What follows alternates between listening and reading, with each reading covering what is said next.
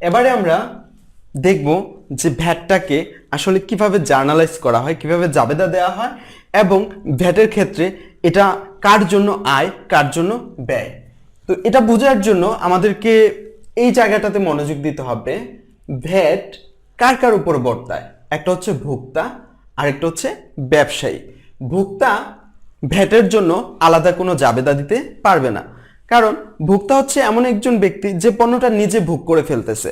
তো পণ্যটা ভোগ করতে গিয়ে তার যদি কোনো ভাড়ার টাকা দিতে হয়, তার যদি কোথাও কোনো ফি দিতে হয়, তার যদি কোথাও কোনো চার্জ দিতে হয়, ভ্যাট দিতে হয়, ভ্যাট ছাড়াও আনুষঙ্গিক আরও কোনো কর দিতে হয়, তাহলে সে সব কিছুই ওই পণ্যটার মূল্য বললে গণ্য হবে। যেমন মনে করেন আপনি আপনার নিজের ব্যবহারের জন্য একটা মোটরসাইকেল ক্রয় করতে যাচ্ছেন। এখন এই মোটরসাইকেলটার দাম হচ্ছে 1,00,000 টাকা, এটার ভ্যাট হচ্ছে 20,000 টাকা, আর এটার পরিবহন খরচ হচ্ছে 2,000 টাকা। এটাকে বিদেশ থেকে আনার জন্য এটার জাহাজ বিমা ছিল 3,000 টাকা। তাহলে কত হলো? 1,25,000 টাকা। তাহলে আপনি একজন ভোক্তা।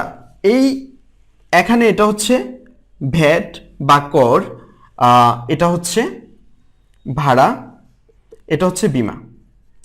আপনি কিন্তু এই মোটরসাইকেলের মূল্য হিসাবে 1,00,000 টাকাকে হিসাব করতে পারবেন না। আপনি হিসাব করতে হবে যে এই পুরো মোটরসাইকেলটা কিনতে আপনাকে 1,25,000 টাকা দিতে হয়েছে। আপনার মোটরসাইকেলের দাম 25,000 টাকা। আপনি জাবেদা দিবেন, যেহেতু এটা আপনি ইউজ করবেন নিজের ব্যবহারের জন্য, আপনি জাবেদা দিতে হবে যানবাহন বা মোটরসাইকেল হিসাবই হবে, কারণ মোটরসাইকেলটাকে আসলে মোটরসাইকেল ক্যাটাগরিতে রাখাই সুন্দর হবে। মোটরসাইকেল হিসাব ডেবিট করে দিবেন। আর যেহেতু টাকাটা আপনার কাছ থেকে চলে গেছে, তো নগদান হিসাব ক্রেডিট। যদি একসাথে দেন আর যদি বিভিন্ন ভাগে ভাগে দিতে চান দিতে পারেন, সমস্যা নেই। এই নগদান হিসাব এখানে ক্রেডিট হয়ে যাবে। এটা হচ্ছে আপনার জাবেদা। এখানে আপনি ভ্যাটের জন্য আলাদা কোনো জাবেদা দিতে হবে না। এবার আসুন আমরা কথা বলি এখানের এই ভোক্তার পরে ব্যবসায়ী নিয়ে। ব্যবসায়ী দুই রকমের উদ্দেশ্যনীয় পণ্য ক্রয় করতে পারে। একটা হচ্ছে নিজে ভোগ করার জন্য, আরেকটা হচ্ছে বিক্রি করার জন্য। কিরকম? এখানে দেখেন, আমরা যদি চিন্তা করি একজন কম্পিউটার দোকানদার, সে নিজের ব্যবহারের জন্য একটা ফ্যান কিনলো, তাহলে সেক্ষেত্রে কিন্তু এই ফ্যানের সে ভোক্তা হয়ে যাবে। আর ফ্যানের ভোক্তা হয়ে গেলে সে ভোক্তার মতো করেই জাবেদা দিতে হবে, সে অন্য কোনোভাবে জাবেদা দিতে পারবে না। এবং এই ফ্যান কিনতে গেলে তার যদি কর লাগে, ভাড়া লাগে, বিমা লাগে, সে সবগুলো যোগ করেই ওই ফ্যান হিসাব বা অফিস সরঞ্জাম হিসাবে ডেবিট করে দিতে হবে। এটার এক্সট্রা কোনো জার্নাল, মানে ভ্যাটের জন্য কোনো জার্নাল সে দিতে পারবে না।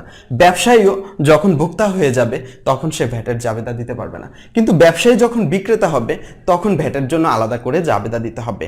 আবারও বলছি, ভ্যাটের জাবেদা কখন হবে? ব্যবসায়ী যখন পণ্যটাকে বিক্রি করার উদ্দেশ্যে কিনবে তখন সে ভ্যাটের জন্য আলাদা করে জাবেদা দিবে। তো আসি, ভোক্তার কাছে ভ্যাটটা কি? ভোক্তার কাছে ভ্যাটটা হচ্ছে টোটাল পণ্যের মূল্যের একটা অংশ এবং এটা তার একটা খরচ। ঠিক আছে, এবার আসেন আমরা ব্যবসায়ীর কথা চিন্তা করি। ব্যবসায়ী ভ্যাটের জাবেদা দুইবার দিবে, একটা হচ্ছে ক্রয় করার সময়, আরেকটা হচ্ছে বিক্রি করার সময়।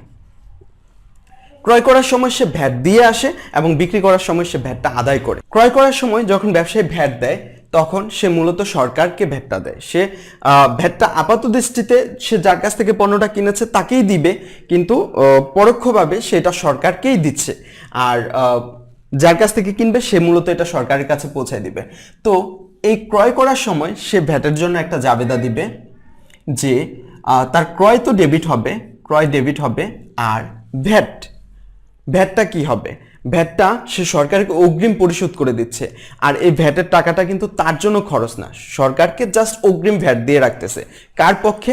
যে এটার ভোক্তা হবে সেই ভোক্তার আপাত ভাটটা সে বহন করতেছে, আপাতত সে ভ্যাটটা দিয়ে রাখতেছে সরকারকে, আর পরবর্তীতে সে বিক্রির মাধ্যমে ভ্যাটটা আদায় করে নেবে। তো এই ক্ষেত্রে তার কাছে ভ্যাট চলতি হিসাব বলে গণ্য হবে।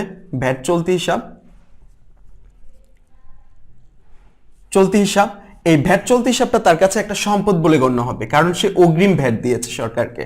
কারণ সে পণ্য বিক্রি করে ভ্যাট আদায় করতে পারেনি, অগ্রিম ভ্যাটটা দিয়ে দিছে, এটা তার কাছে সম্পদ বলে গণ্য হবে। এবং সম্পদ বৃদ্ধি পেলে ডেবিট হয়, আমরা জানি। অনেক স্যারেরা বলে থাকে যে ভ্যাট চলতি হিসাব ক্রয় ডেবিট হলে ক্রয়ের ভ্যাটও ডেবিট, বিক্রয় ক্রেডিট হলে বিক্রয়ের ভ্যাটও ক্রেডিট। কথাটা সুন্দর, কথাটা সহজে মনে রাখা যায়, কিন্তু ভ্যাট আসলে কখন ডেবিট হয়? কারণ ভ্যাটটা যখন আমরা ক্রয় করার সময় দিয়ে দিই, এটা অগ্রিম ভ্যাট। অগ্রিম ভ্যাট আমাদের জন্য একজন ব্যবসায়ীর কাছে, আমি যদি ব্যবসায়ী, অগ্রিম ভ্যাটটা আমার কাছে একটা সম্পদ, দ্যাটস ওয়াই আমি এটাকে ডেবিট করব। সম্পদ বৃদ্ধি পেলে ডেবিট করতে হয়। এবার বিক্রি করার ক্ষেত্রে কি হবে, আমি যখন পণ্যটা বিক্রি করব তখন বিক্রয় তো অবশ্যই ক্রেডিট হবে। আর ভ্যাটটা কি হবে, ভ্যাটটা আমি যেহেতু আদায় করছি, ভ্যাটের মালিক কিন্তু আমি না, ভ্যাটের পাওনাদার আমি না, এই ভ্যাট আমাকে সরকারকে দিয়ে দিতে হবে।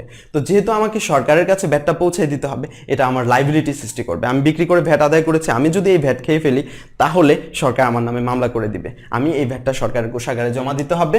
এখন এই কারণে এই ভ্যাট চলতি হিসাব আমার একটা লাইবিলিটি, এই কারণে ভ্যাট চলতি হিসাবকে ক্রেডিট করতে হবে।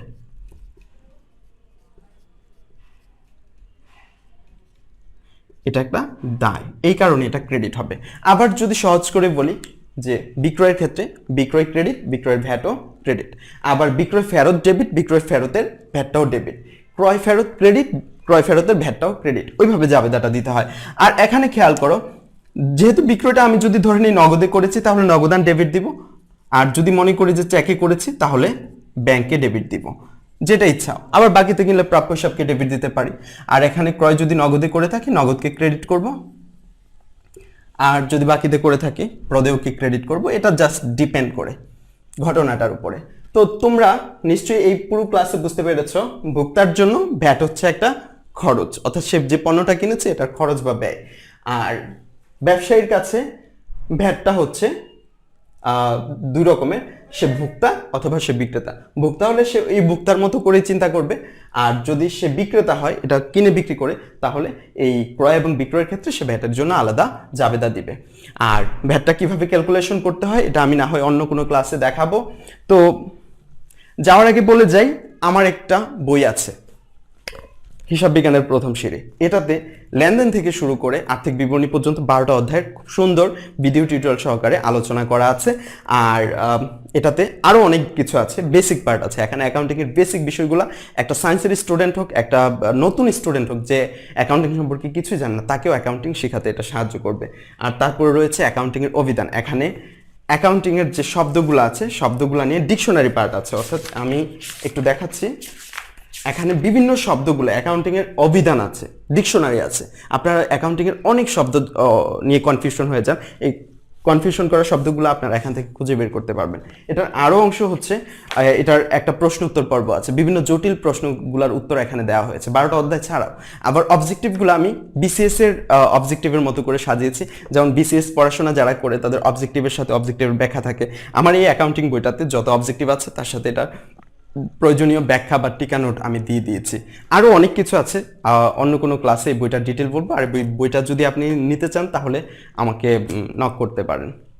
তো আজকে অনেক কথা বলে ফেললাম, দেখা হবে অন্য কোনো ক্লাসে। ভালো থাকুন ততক্ষণ পর্যন্ত, আল্লাহ হাফেজ।